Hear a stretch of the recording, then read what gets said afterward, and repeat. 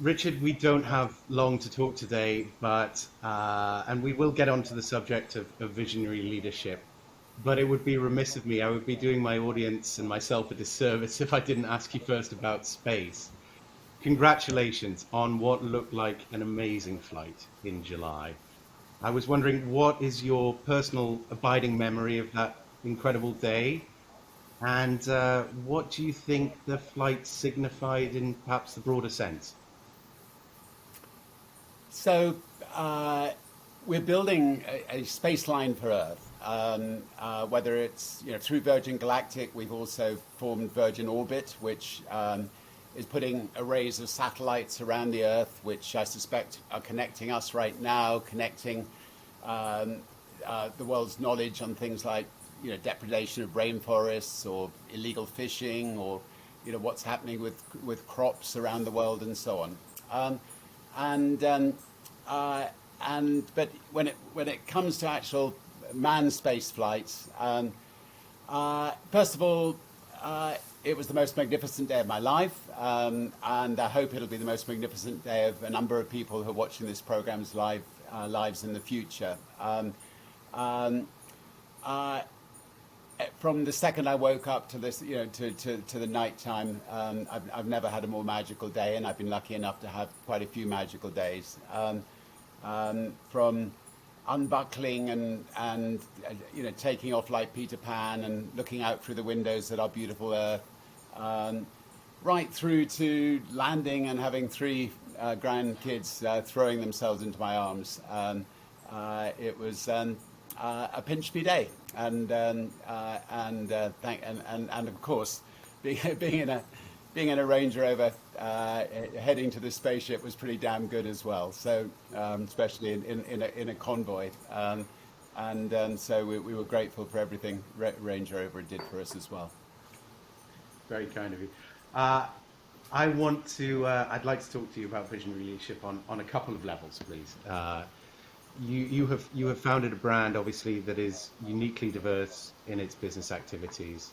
So firstly, as Virgin's founder, does there remain a singular vision for how you lead the group, whether it's spaceships or cruise ships or banks or hotels? Is there something that cuts through it all? So in the past, if we saw a gap in the market, or if we saw that something wasn't being done well, we would jump in and fill that gap and try to do it ourselves. And we did that in a lot of different sectors. Nowadays, any spare cash we've got at the Virgin Group, all of it, or pretty well all of it, will be spent on trying to sort out the problems of the world. So investing in companies that may be setting up solar or wind in the Caribbean, or so we're just out there seeking companies that make a real difference in this world. There's a wonderful fund called the Rise Fund that that we're invested in. We're involved in an organisation called Audacious Ideas that are looking at the most audacious things that need fixing in the world. But we still got quite a lot of important legacy companies that we're very involved with. Mhm. Well, that actually brings me to my second question on this. Having launched so many Virgin companies over the years, never mind your philanthropy, your expeditions, you must have come into the orbit of, I imagine, hundreds of business leaders. What advice or encouragement do you have for those who are setting out to build and to lead? And then what have you observed as the kind of consistent attributes or attitudes of the most successful of those that you have seen make it in those terms?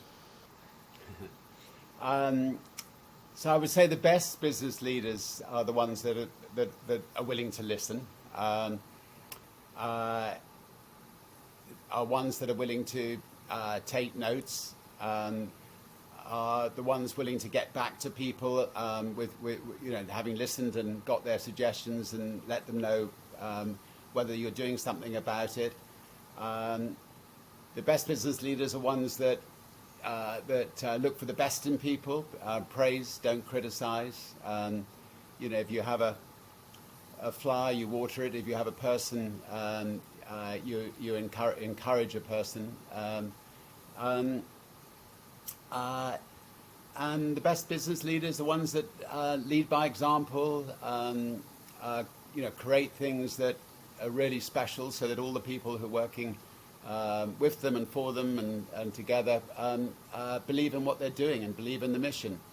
I think if you take Range Rover as an example, it's fantastic that Range Rover is now about to or has launched a clean energy car.